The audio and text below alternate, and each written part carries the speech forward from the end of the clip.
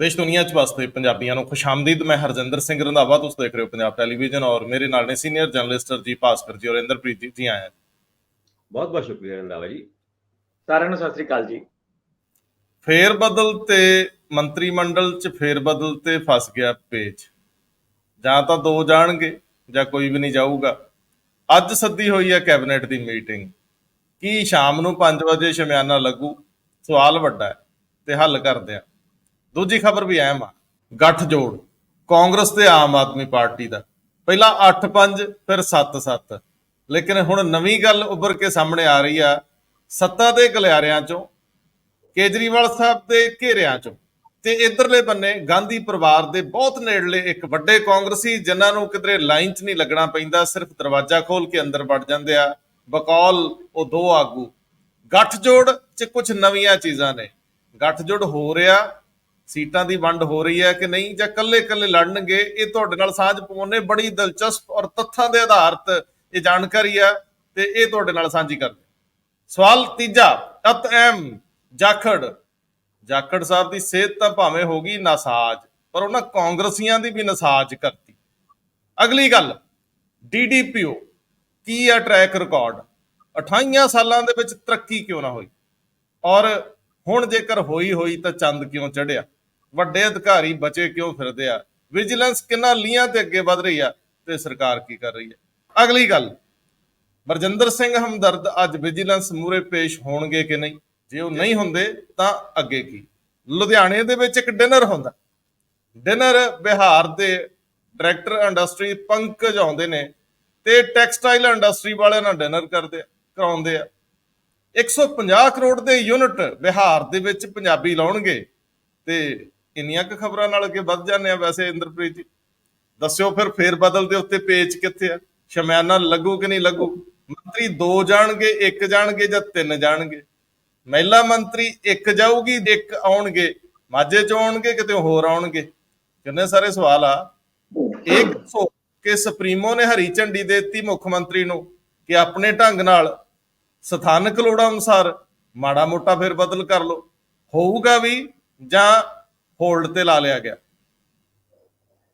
ਰੰਧਾਵਾ ਸਾਹਿਬ ਦੇਖੋ, ਕੱਲ ਇਹ ਪੂਰੀ ਚਰਚਾ ਰਹੀ ਹੈ ਸਰਕਲ ਦੇ ਵਿੱਚ। ਜਿਹੜਾ ਸੈਕਟਰੀਏਟ ਜਦੋਂ 12:30 ਵਜੇ ਚੀਫ ਮਿਨਿਸਟਰ ਦਾ ਹੈਲੀਕਾਪਟਰ ਲੈਂਡ ਕੀਤਾ ਹੈ, ਉਸ ਤੋਂ ਬਾਅਦ ਤੋਂ ਹੀ ਚੱਲਣ ਲੱਗ ਗਿਆ ਸੀ ਵੀ ਖਬਰ ਹੁਣ ਆਈ ਕਿ ਹੁਣ ਆਈ।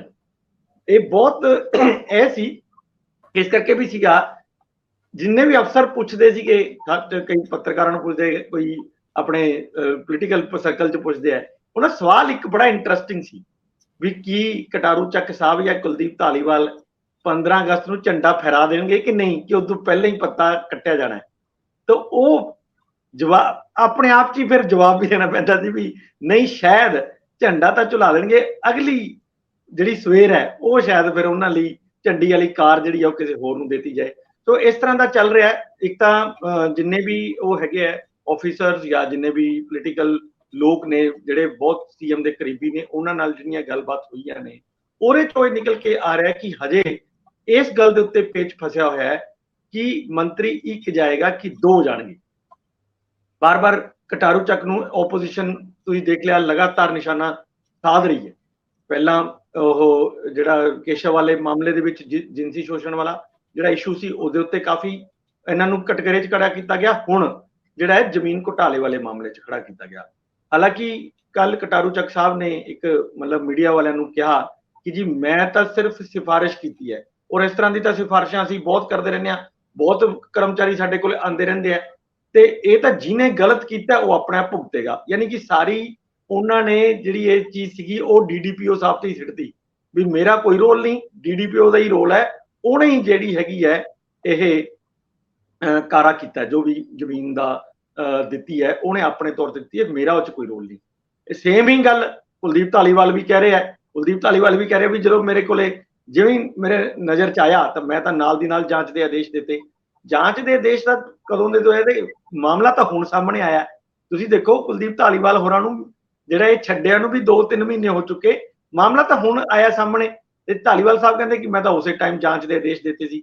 ਸੋ ਇਹ ਚੀਜ਼ਾਂ ਬਹੁਤ ਹਜੇ ਵੀ ਅੰਡਰ ਦਾ ਕਾਰਪੇਟ ਚੱਲ ਰਹੀਆਂ ਨੇ, ਅਜੇ ਸਪਸ਼ਟ ਰੂਪ 'ਚ ਕੁਝ ਸਾਹਮਣੇ ਨਹੀਂ ਆਇਆ। ਪਰ ਤੁਹਾਡੀ ਵਾਲੀ ਜਿਹੜੀ ਗੱਲ ਹੈਗੀ ਹੈ ਕਿ ਇੱਕ ਮਹਿਲਾ ਮੰਤਰੀ, 2 ਇਹ ਮੰਤਰੀ, ਇਹ 3 ਦੇ ਉੱਤੇ ਸੁਖਬੁਗਾਹਟ ਹੈ ਕਿ ਬਈ ਇਹਨਾਂ ਨੂੰ ਬਦਲਿਆ ਜਾਏਗਾ ਤੇ ਇਹਨਾਂ ਦੀ ਜਗ੍ਹਾ ਤੇ ਨਵੇਂ ਬੰਦਿਆਂ ਨੂੰ ਚਾਂਸ ਦਿੱਤਾ ਜਾਏਗਾ। ਹੁਣ ਉਹ ਕਿਹੜੇ ਕਿਹੜੇ ਨੇ ਅਜੇ ਉਸ ਤੇ ਤਾਂ ਕੋਈ ਗੱਲ ਨਹੀਂ ਹੋ ਰਹੀ, ਕਿਉਂਕਿ ਜਦ ਤੱਕ ਇਹ ਸਪਸ਼ਟ ਨਹੀਂ ਹੁੰਦਾ ਕਿ ਇਹਨਾਂ ਨੂੰ ਹਟਾਣਾ ਹੈ ਤਦ ਇਹ ਵੀ ਸਪਸ਼ਟ ਨਹੀਂ ਹੁੰਦਾ ਕਿ ਲਗਾਣਾ ਕਿਹਨੂੰ ਹੈ। ਫਿਰ ਸੋ ਹਜੇ ਚੱਲ ਰਿਹਾ ਹੈ, ਲੋਕ ਜਿਹੜੀ ਪੋਲੀਟੀਕਲ ਸਰਕਾਰ ਹੈ, ਸਰਕਾਰ ਦੇ ਜਿਹੜੇ ਮੰਤਰੀ ਹੈ ਉਹ ਵੀ ਪੋਲੀਟੀਕਲ ਪਾਰਟੀ ਜਿਹੜੀ ਉਹਨਾਂ ਦੀ ਹੈਗੀ ਆ ਉਹਨਾਂ ਨੂੰ ਵੀ ਪੁੱਛ ਰਹੇ ਨੇ ਕਿ ਕੀ ਕੀਤਾ ਜਾਏ, ਤੁਹਾਡੀਆਂ ਕੀ ਸਿਫਾਰਿਸ਼ਾਂ ਹੈਗੀਆਂ ਨੇ। ਇਸ ਤਰ੍ਹਾਂ ਸਾਰਾ ਇੱਕ ਚਰਚਾ ਤਾਂ ਚੱਲ ਰਹੀ ਹੈ, ਲੇਕਿਨ ਹਜੇ ਸਾਹਮਣੇ ਕੁਝ ਖੁੱਲ ਕੇ ਨਹੀਂ ਆਇਆ ਹੋਇਆ। ਖੁੱਲ ਕੇ ਨਹੀਂ ਆਇਆ, ਪਰ ਜਿਹੜੀ ਐਫ ਆਈ ਆਰ ਹੋਈ ਆ ਇੰਦਰਪ੍ਰੀਤ ਜੀ, ਜੇ ਮੈਨੂੰ ਤੁਸੀਂ ਆਗਿਆ ਦਿਓ ਤੇ ਮੈਂ ਇੱਕ ਵਾਰੀ ਤੁਹਾਨੂੰ ਐਫ ਆਈ ਆਰ ਤੇ ਝਾਤ ਪਵਾ ਕੇ ਦੱਸਾਂ। ਮਾਮਲਾ ਸ਼ੁਰੂ ਹੁੰਦਾ ਵਾ ਕਿ 21/2/23 ਨੂੰ ਵੀਡੀਓ ਨਰੋਡ ਜੈਮਲ ਸਿੰਘ ਜਿੱਥੋਂ ਇਹ ਸੰਬੰਧਿਤ ਕੇਸ ਆ, ਉਹਨੂੰ 22 ਤਰੀਕ ਨੂੰ ਬਤੌਰ ਜ਼ਿਲ੍ਹਾ ਵਿਕਾਸ ਤੇ ਪੰਚਾਇਤ ਅਫਸਰ ਪ੍ਰਮੋਸ਼ਨ ਦਿੱਤੀ ਜਾਂਦੀ ਤੇ 24 ਤਰੀਕ ਨੂੰ ਉਹਨੂੰ ਵਧੀਕ ਡਿਪਟੀ ਕਮਿਸ਼ਨਰ ਪਠਾਨਕੋਟ ਦਾ ਵਾਧੂ ਚਾਰਜ ਦਿੱਤਾ ਜਾਂਦਾ। ਮਤਲਬ 22 ਤੋਂ 24 ਇੱਕ ਦਿਨ ਛੱਡ ਕੇ 24 ਨੂੰ ਦਿੱਤਾ ਜਾਂਦਾ। ਹੁਣ 25 ਨੂੰ ਸ਼ਨੀਵਾਰ ਸੀ ਤੇ 26 ਨੂੰ ਐਤਵਾਰ ਸੀ, ਗਸਟਡ ਛੁੱਟੀਆਂ ਨੇ, ਤੇ 27 ਤਰੀਕ ਨੂੰ ਪ੍ਰਾਈਵੇਟ ਧਿਰ ਨਾਲ ਮਿਲੀ ਭੁਗਤ ਕਰਕੇ ਉਹਨੇ ਗ੍ਰਾਮ ਪੰਚਾਇਤ ਦੇ ਵਿਰੁੱਧ ਫੈਸਲਾ ਕਰਤਾ ਤੇ ਮਿਤੀ 28 ਨੂੰ ਉਹ 28/2/2023 ਨੂੰ ਉਹ ਸੇਵਾ ਨਿਵਰਤ ਹੋ ਜਾਂਦਾ। ਇਹ ਲਿਖਿਆ ਵਾ ਜਿਹੜੀ ਐਫ ਆਈ ਆਰ। ਹੁਣ ਇਹਦੇ ਵਿੱਚ ਕੁਲਦੀਪ ਸਿੰਘ ਧਾਲੀਵਾਲ ਇਹ ਜ਼ਰੂਰ ਦੱਸਣ ਕਿ ਜਿਹੜੇ ਕਾਗਜ਼ ਕਦੇ ਹਫ਼ਤਿਆਂ ਮਹੀਨਿਆਂ ਤੱਕ ਅੱਗੇ ਨਹੀਂ ਵੱਧਦੇ, ਉਹ ਹੱਥੋਂ ਹੱਥੀ ਨਿਪਟਾਏ ਕਿਉਂ ਗਏ? ਜੇ ਤੁਸੀਂ ਇਹਦੇ 'ਚ ਸ਼ਾਮਲ ਨਹੀਂ ਸੀ ਤਾਂ ਫਿਰ ਤਾਂ ਥੱਲਿਓਂ ਰਿਪੋਰਟਾਂ ਹੋ ਕੇ ਜਾਂਦੀਆਂ। ਮੰਨ ਲਓ ਬਹੁਤੀ ਵਾਰੀ ਤਾਂ ਥੱਲਿਓਂ ਡੀਸੀ ਰਿਪੋਰਟ ਕਰ ਦਿੰਦੇ ਹੁੰਦੇ ਆ ਕਿ ਆ ਵਾਧੂ ਚਾਰਜ ਮੇਰੇ ਜ਼ਿਲ੍ਹੇ 'ਚ ਡਿਵੈਲਪਮੈਂਟ ਦਾ ਜਾਂ ਕੋਈ ਹੋਰ, ਇਹ ਫਲਾਣੇ ਬੰਦੇ ਨੂੰ ਦੇ ਦਿਓ। ਜੇ ਮੰਤਰੀ ਨੇ ਇਹ ਪ੍ਰੋਸੀਡਿੰਗਸ ਅੱਗੇ ਵਧਾਈਆਂ ਨੇ, ਇਹ ਕਾਰਵਾਈ ਮੰਤਰੀ ਨੇ ਕੀਤੀ ਆ ਔਰ ਫਾਈਨੈਂਸ਼ੀਅਲ ਕਮਿਸ਼ਨਰ ਰੂਰਲ ਡਿਵੈਲਪਮੈਂਟ ਕੇ ਸ਼ਿਵਾ ਪ੍ਰਸਾਦ ਤੋਂ ਕਰਾਈ ਆ, ਤਾਂ ਦੋਵੇਂ ਜਣੇ ਦੱਸਣ। ਅਦਰਵਾਈਜ਼ ਜੇ ਵਿਭਾਗੀ ਪੱਧਰ ਤੇ ਨੋਟਿੰਗਸ ਹੋਈਆਂ ਨੇ ਕਿ ਇਹਨੂੰ ਇਹ ਚਾਰਜ ਦਿੱਤਾ ਜਾਵੇ, ਤਾਂ ਆਖਰ ਇਹ 2-3 ਦਿਨ ਲਈ ਚਾਰਜ ਕਿਉਂ ਦਿੱਤਾ ਗਿਆ? ਇਹ ਕਾਫੀ ਵੱਡੀ ਕਨਸਪੀਰੇਸੀ ਆ ਭਾਸਕਰ ਸਾਹਿਬ। ਇਸ ਕਨਸਪੀਰੇਸੀ ਨੂੰ ਤੁਸੀਂ ਅੱਖਾਂ ਬੰਦ ਕਰਕੇ ਨਜ਼ਰਅੰਦਾਜ਼ ਨਹੀਂ ਕਰ ਸਕਦੇ। ਸੋ ਮੈਂ ਜ਼ਰੂਰ ਚਾਹੂੰਗਾ ਵੀ ਇੱਕ ਛੋਟੀ ਜਿਹੀ ਟਿੱਪਣੀ ਤੁਸੀਂ ਦਿਓ। ਵੈਸੇ ਕਟਾਰੂ ਚੱਕ ਬੜੇ ਕਲੀਅਰ ਲਫ਼ਜ਼ਾਂ 'ਚ ਕਹਿ ਰਿਹਾ ਕਿ ਮੇਰਾ ਇਹਦੇ 'ਚ ਕੋਈ ਰੋਲ ਨਹੀਂ, ਮੇਰਾ ਹਲਕਾ ਭਾਵੇਂ ਇਹ ਹੈ, ਮੈਂ ਸਿਰਫ ਸਿਫਾਰਿਸ਼ ਕੀਤੀ ਆ। ਲੇਕਿਨ ਦੱਬੀ ਸੁਰ 'ਚ ਉਹਨਾਂ ਦੇ ਕਰੀਬੀ ਦੱਸਦੇ ਆ ਕਿ ਇਹ ਸਿਫਾਰਿਸ਼ ਕਿਸੇ ਮੰਤਰੀ ਦੇ ਕਹਿਣ ਤੇ ਕੀਤੀ ਗਈ ਆ, ਇਹ ਤਾਂ ਸਿਫਾਰਿਸ਼ ਮੰਗੀ ਗਈ ਆ ਉਹਨਾਂ ਤੋਂ, ਉਹਨਾਂ ਸਿਫਾਰਿਸ਼ ਕੀਤੀ ਨਹੀਂ, ਕਹਿ ਕੇ ਕਰਵਾਈ ਗਈ ਆ। ਹੁਣ ਕਟਾਰੂ ਚੱਕ ਜੇ ਇਸ ਮਾਮਲੇ 'ਚ ਬਚਾਏ ਜਾਂਦੇ ਤੇ ਪਿਛਲੇ 'ਚ ਫਸ ਜਾਂਦੇ ਆ, ਤੇ ਜੇ ਕਟਾਰੂ ਚੱਕ ਸਾਹਿਬ ਦੀ ਛੁੱਟੀ ਹੁੰਦੀ ਹੈ ਤੇ ਧਾਲੀਵਾਲ ਦੀ ਛੁੱਟੀ ਕਰਨੀ ਪੈਂਦੀ ਆ। ਅੰਦਰ ਰਫੜ ਪਿਆ ਮਾਮਲਾ ਇਹ ਵੀ ਆ ਕਿ ਵਰਗ ਵੰਡ ਦੇ ਵਿੱਚ ਵੀ ਤੁਸੀਂ ਜਿਹੜਾ ਗਰੀਬ ਬੰਦਾ ਹੈ ਜਾਂ ਜਿਹੜਾ ਛਣੀਆਂ ਸ਼੍ਰੇਣੀਆਂ 'ਚ, ਉਹਨੂੰ ਸਜ਼ਾ ਕਿਉਂ ਲਾਓ? ਤੁਸੀਂ ਇੱਕ ਜੱਟ ਬਚਾ ਲੈਂਦੇ ਹੋ, ਇਹ ਵੀ ਜੱਟ ਪੋਲਿਟਿਕਸ ਦਾ ਵੀ ਰੌਲਾ ਪੈ ਰਿਹਾ ਉੱਥੇ, ਸੋ ਕਰਨਾ ਪੈਣਾ। ਤੇ ਮਾਝੇ 'ਚੋਂ ਮੈਨੂੰ ਲੱਗਦਾ ਵੀ ਇੱਕ ਔਰਤ ਪ੍ਰਤੀਨਿਧਤਾ ਦਾ ਲੱਗ ਜਾਣਾ, ਇੰਜ ਲੱਗਦਾ। ਜਿੱਥੇ ਤੱਕ ਗੱਲਾਂ ਤੁਸੀਂ ਡੇਟਾਂ ਦੀ ਦੱਸੀਆਂ, ਉਸ ਡੇਟ ਦੇ ਵਿੱਚ ਇੱਕ ਡੇਟ ਹੋਰ ਇੰਪੋਰਟੈਂਟ ਹੈਗੀ ਹੈ, ਉਹ ਹੈਗੀ ਹੈ ਫਰਵਰੀ 14। ਯਾਨੀ ਫਰਵਰੀ 21 ਦੀ ਤੁਸੀਂ ਗੱਲ ਕੀਤੀ, ਫਰਵਰੀ 24 ਦੀ ਗੱਲ ਕੀਤੀ, 25-26 ਦੀ ਛੁੱਟੀ, 27 ਨੂੰ ਇਹ ਆਰਡਰ ਜਾਂਦੇ ਨੇ, 28 ਨੂੰ ਰਿਟਾਇਰ ਹੋ ਜਾਂਦੇ ਨੇ।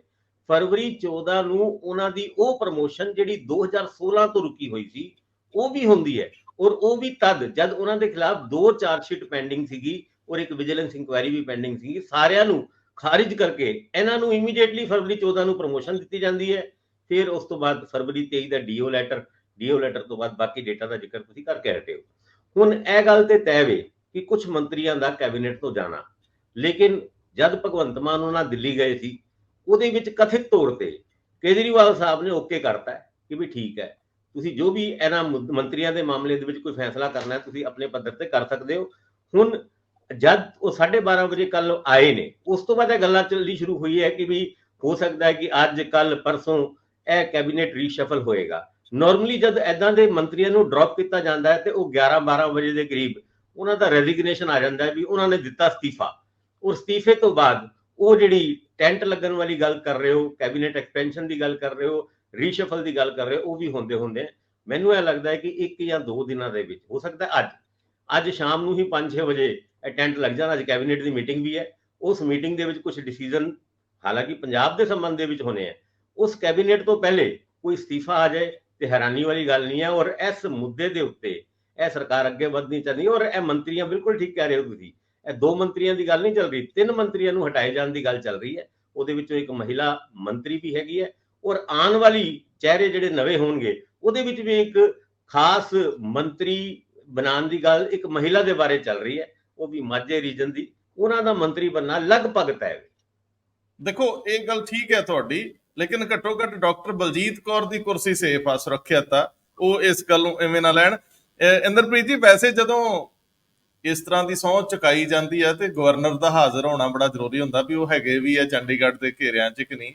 ਗਵਰਨਰ ਸਾਹਿਬ ਕੋਈ ਇਹੋ ਜਿਹੇ ਖਿੱਲ ਤਾਂ ਹੈ ਨਹੀਂ ਵੀ ਕਹਿਣਗੇ ਜੀ ਆ ਜਾਓ ਜੀ, ਉਹ ਆ ਜਾਣਗੇ। ਸੋ ਇਹ ਸਭ ਕੁਝ ਨਿਰਧਾਰਤ ਹੋਣ 'ਚ ਸਮਾਂ ਤਾਂ ਲੱਗ ਸਕਦਾ, ਤੇ ਵੱਡੀ ਗੱਲ ਨਹੀਂ ਰੌਲਿਆਂ ਦੇ ਵਿੱਚ ਅਜੇ ਇਹਨੂੰ ਟਾਲ ਵੀ ਦਿੱਤਾ ਜਾਵੇ। ਪਰ ਮੈਂ ਤੁਹਾਡੇ ਕੋਲ ਅਗਲੀ ਖਬਰ ਲਿਆਉਣੀ, ਗੱਠਜੋੜ ਦੇ ਉੱਤੇ ਰੌਲਾ ਪੂਰਾ ਸੀ, ਔਰ ਨਹੀਂ ਮੈਨੂੰ ਲੱਗਦਾ ਇੰਦਰਪ੍ਰੀਤ ਜੀ ਉਹ ਖਬਰ ਨਾਲ ਤੋਰ ਦਿਓ। DDPO ਨੂੰ ਤਰੱਕੀ ਜਿਹੜੀ ਮਿਲਦੀ 28 ਸਾਲਾਂ ਬਾਅਦ, ਇਹ ਬੜਾ ਦਿਲਚਸਪ ਮਾਜਰਾ। ਟਰੈਕ ਰਿਕਾਰਡ DDPO ਦਾ ਇੱਕ ਵਾਰੀ ਤੁਸੀਂ ਨਜ਼ਰ ਚੋਂ ਲੰਘਾਇਆ, ਤੁਸੀਂ ਉਸ ਮਹਿਕਮੇ ਦਾ ਚੱਕਰ ਕੱਟ ਕੇ ਆਇਓ, ਸਾਡੀ ਸਾਂਝ ਪਵਾ ਦਿਓ ਕਿ ਇੱਕ ਵਿਅਕਤੀ BDPO ਹੀ ਭਰਤੀ ਹੁੰਦਾ ਤੇ BDPO ਹੀ ਲਗਭਗ ਰਿਟਾਇਰ ਹੋਣ ਵਾਲਾ ਸੀ, ਜਦੋਂ 3-4 ਪੌੜੀਆਂ ਚੜਾ ਕੇ ADC ਲਵਾ ਕੇ ਤੇ ਹੁਣ ਵਿਜੀਲੈਂਸ ਨੂੰ ਦਿੱਤਾ। ਦੱਸੋ ਹਾਂ। ਰੰਧਾਵਾ ਸਾਹਿਬ, ਦੇਖੋ ਜਦੋਂ ਵੀ ਕਿਸੇ ਨੂੰ ਪ੍ਰਮੋਸ਼ਨ ਦੇਣੀ ਹੁੰਦੀ ਹੈ ਉਹਦੇ 'ਚ ਇੱਕ ਚੀਜ਼ ਦਾ ਖਾਸ ਖਿਆਲ ਰੱਖਿਆ ਜਾਂਦਾ ਵੀ ਉਹਦੇ ਖਿਲਾਫ ਕੋਈ ਵਿਜੀਲੈਂਸ ਇਨਕੁਆਇਰੀ ਨਾ ਚੱਲ ਰਹੀ ਹੋਵੇ, ਉਹਦੇ ਕੋਈ ਘਪਲੇ 'ਚ ਉਹਦਾ ਨਾਂ ਨਾ ਆਇਆ ਹੋਵੇ, ਕੋਈ FIR ਨਾ ਹੋਵੇ। ਕਈ ਤਰ੍ਹਾਂ ਦੀਆਂ ਚੀਜ਼ਾਂ ਹੁੰਦੀਆਂ ਨੇ, ਉਹ ਪੂਰਾ ਟਰੈਕ ਰਿਕਾਰਡ ਸਾਫ਼ ਹੋਣਾ ਚਾਹੀਦਾ, ਤਾਂ ਜਾ ਕੇ ਇਹ ਜਿਹੜੀਆਂ ਪ੍ਰਮੋਸ਼ਨਾਂ ਮਿਲਦੀਆਂ ਨੇ। ਤੁਸੀਂ ਠੀਕ ਕਹਿ ਰਹੇ ਹੋ ਕਿ 94 ਜਾਂ 5 ਦੇ ਵਿੱਚ ਇਹਨਾਂ ਦੀ ਭਰਤੀ ਹੈ, ਤੇ ਤੁਸੀਂ ਦੇਖੋ ਵੀ 28 ਸਾਲ ਤੇ ਇਹਨਾਂ ਨੂੰ ਕੋਈ ਪ੍ਰਮੋਸ਼ਨ ਮਿਲੀ ਨਹੀਂ, ਕਿਉਂਕਿ 2011 'ਚ ਜਦੋਂ ਪਹਿਲੀ ਵਾਰ ਮਿਲਣੀ ਸੀ ਉਦੋਂ ਹੀ ਇਹਨਾਂ ਦੇ ਖਿਲਾਫ ਇੱਕ FIR ਹੋਈ ਸੀ, ਫਿਰ ਇੱਕ 2013 'ਚ ਹੋਈ, ਇੱਕ 2015 'ਚ ਹੋਈ। ਯਾਨੀ ਕਿ ਜਦੋਂ ਵੀ ਮਤਲਬ ਹਮੇਸ਼ਾ ਇਹ ਕੰਸੀਡਰ ਜ਼ਰੂਰ ਹੁੰਦੇ ਰਹੇ, ਐ ਨਹੀਂ ਕਿ DPCਆਂ 'ਚ ਕੰਸੀਡਰ ਨਹੀਂ ਹੁੰਦੇ ਰਹੇ, ਕੰਸੀਡਰ ਹੁੰਦੇ ਰਹੇ ਹੈ, ਪਰ ਉਹ ਜਿਹੜੀਆਂ FIR ਸੀਗੀਆਂ ਉਹ ਨਾਲ ਆ ਜਾਂਦੀਆਂ ਸੀ। ਇਸ ਕਰਕੇ ਫਿਰ ਉਹ ਜਿਹੜਾ ਇਹਨਾਂ ਦਾ ਜਿਹੜਾ ਲਿਫਾਫਾ ਹੈ ਉਹ ਸੀਲਬੰਦ ਹੀ ਰਹਿ ਜਾਂਦਾ ਸੀ। ਤਾਂ 2016 ਦੇ ਵਿੱਚ ਜਿਹੜਾ ਲਾਸਟ ਮਤਲਬ DPC ਹੋਈ ਸੀਗੀ, ਉਹਦੇ ਵਿੱਚ ਫਿਰ ਇਹੀ ਕਹਿ ਕੇ ਇਹਨਾਂ ਨੂੰ DDPO ਤਾਂ ਪ੍ਰਮੋਟ ਕਰਤਾ, ਪਰ ਕਿਹਾ ਵੀ ਇਹ ਜਿਹੜੇ 3 ਕੇਸ ਨੇ ਇਹ ਜਦ ਤੱਕ ਕਲੀਅਰ ਨਹੀਂ ਹੋਣਗੇ ਤਾਂ ਤੱਕ ਨਹੀਂ।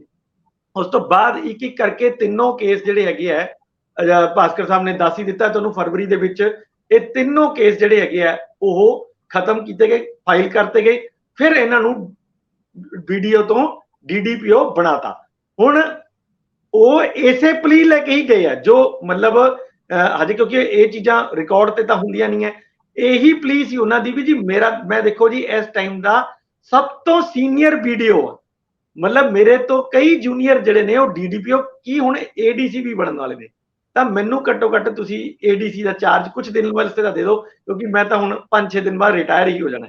ਸੋ ਇਹ ਕਹਿ ਰਿਹਾ ਵੀ ਇਹ ਜਿਹੜੀ ਪਲੀ ਸੀ ਉਹਨਾਂ ਦੀ, ਇਸ ਤਰ੍ਹਾਂ ਉਹਨਾਂ ਨੂੰ ਜਿਹੜਾ ਹੈਗਾ ਉਹ ਮਿਲ ਗਿਆ ADC ਦਾ ਚਾਰਜ।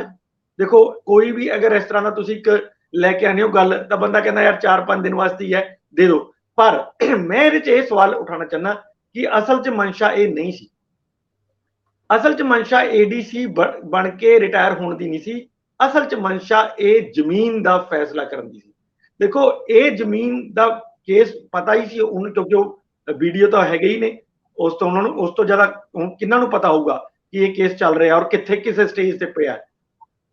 ਅਗਰ ਮਨਸ਼ਾ ਸਿਰਫ ਔਰ ਸਿਰਫ ADC ਬਣਨ ਦੀ ਹੁੰਦੀ ਤਾਂ ਉਹ ਚੁੱਪਚਾਪ 2 ਦਿਨ ਆਪਣਾ ADCਸ਼ਿਪ ਇੰਜੋਏ ਕਰਦੇ ਔਰ ਚਲੇ ਜਾਂਦੇ, ਬਾਅਦ ਚ ਲਿਖਾ ਲੈਂਦੇ ਰਿਟਾਇਰਡ ADC ਕੁਲਦੀਪ ਸਿੰਘ ਜੋ ਵੀ ਹੈ।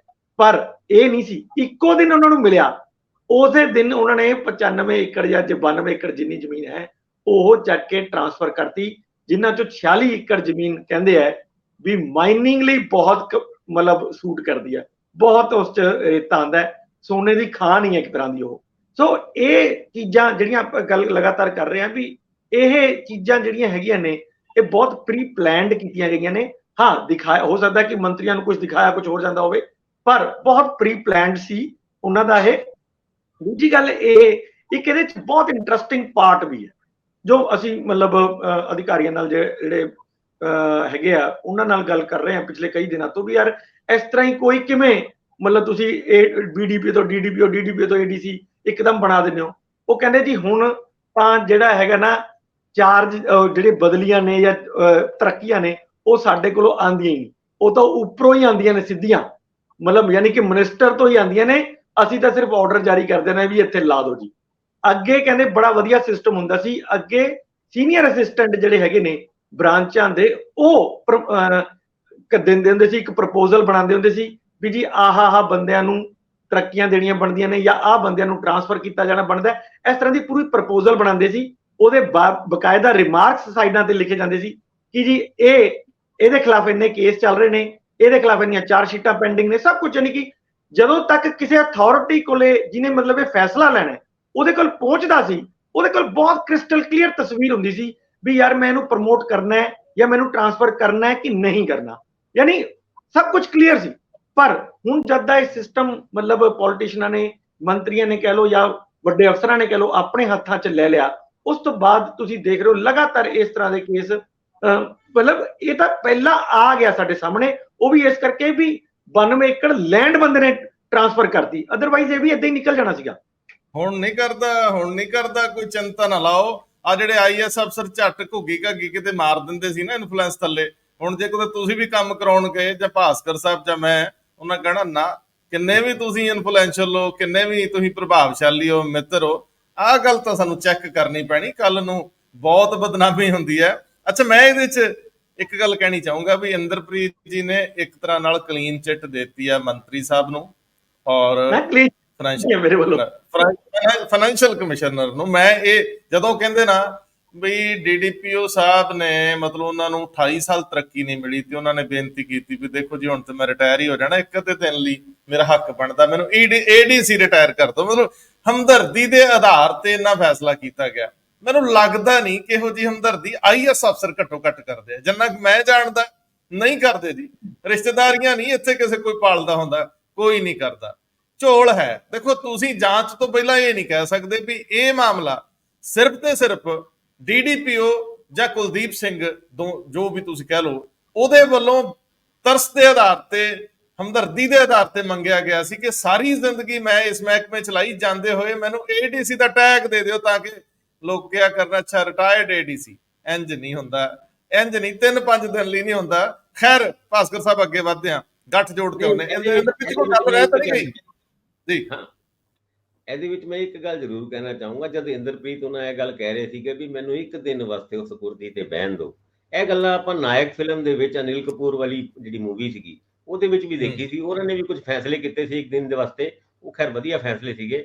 ਦੂਜੀ ਗੱਲ, ਏਦਾਂ ਦੇ ਫੈਸਲੇ ਕਈ ਵਾਰ ਅਸੀਂ ਕਈ ਜ਼ਿਲ੍ਹਿਆਂ ਦੇ ਡੀਸੀ ਛੋਟੇ ਬੱਚਿਆਂ ਨੂੰ, ਕੁੜੀਆਂ ਨੂੰ ਆਪਣੀ ਕੁਰਸੀ ਦੇ ਵਿੱਚ ਥੋੜੀ ਦੇਰ ਵਾਸਤੇ ਬਿਠਾ ਕੇ ਉਹਨੂੰ ਡੀਸੀ ਬਣਾਉਂਦੇ ਨੇ। ਏਦਾਂ ਦਾ ਹੀ ਏਡੀਸੀ ਦੇ ਉੱਤੇ ਆਇਆ ਹੋਇਆ ਪਿਆਰ ਹੈ ਦੋ ਮੰਤਰੀਆਂ ਦਾ, ਲੱਗਦਾ ਹੈ ਕਿ ਵੀ ਇਹਨਾਂ ਨੂੰ ਕੁਰਸੀ ਤੇ ਪਾਣਾ ਹੈ। ਪਰ ਕੁਰਸੀ ਤੇ ਬਹਿੰਦੇ ਹੀ ਜਿਹੜਾ ਆਰਡਰ ਕਰਾ ਗਏ ਉਹਦਾ ਜ਼ਿਕਰ ਤੇ ਹੁਣ ਬਾਅਦ ਚੋਂ ਨਿਕਲ ਕੇ ਆਇਆ, ਵਰਨਾ ਹੈ ਤੇ ਕੁਰਸੀ ਤੇ ਬਿਠਾਣ ਤਰਸ ਦੇ ਆਧਾਰ ਦੇ ਉੱਤੇ, ਇਹ ਸਾਰੀ ਗੱਲਾਂ ਦੇ ਉੱਤੇ ਆ ਜਿਹੜਾ 92 ਏਕੜ ਜ਼ਮੀਨ ਇੱਧਰ ਉੱਧਰ ਕਰਤੀ ਤੇ ਪੰਗਾ ਤੇ ਐਦਾ ਹੈਗਾ। ਪਰ ਦੇਖੋ ਹੁਣ ਇਹ ਪਿਆਰ ਦੋਨੋਂ ਮੰਤਰੀਆਂ ਨੂੰ ਉਸ ਏਡੀਸੀ ਤੇ ਕੁਲਦੀਪ ਸਿੰਘ ਦੇ ਉੱਤੇ ਕਿਉਂ ਆਇਆ, ਉਹਦੀ ਵਜ੍ਹਾ ਹੁਣ ਨਿਕਲ ਕੇ ਆ ਰਹੀ ਹੈ ਬਾਹਰ। ਦੇਖੋ ਜੇ ਤਾਂ ਝੱਲ ਗਏ ਕੁਲਦੀਪ ਸਿੰਘ ਆਪਣੇ ਤੇ, ਕਈ ਵਾਰੀ ਹੁੰਦਾ ਨਾ ਵੀ ਸਾਡੇ ਨਾ ਪੁਰਾਣੀ ਗੱਲ ਆ, ਇਹ ਸਾਡੇ ਤੋਂ ਪਹਿਲੀ ਤੇ ਉਸ ਤੋਂ ਪਹਿਲੀ ਪੀੜ੍ਹੀ 'ਚ ਜਿਹੜੇ ਬੜੇ ਜ਼ਬਰਦਸਤ ਬੰਦੇ ਹੁੰਦੇ ਸੀ ਨਾ, ਤੇ ਉਹਨਾਂ ਨੇ ਉਹ ਸ਼ਾਹੂਕਾਰ ਕਿਸਮ ਦੇ 5-7 ਪਿੰਡਾਂ 'ਚ ਜਿਹਨਾਂ ਦੀ ਧਾਕ ਹੁੰਦੀ ਸੀ, ਉਹਨਾਂ ਆਪਣੇ ਨਾਲ ਕੋਈ ਨਾ ਕੋਈ ਗੜਵਈ ਰੱਖੇ ਹੁੰਦੇ ਸੀ।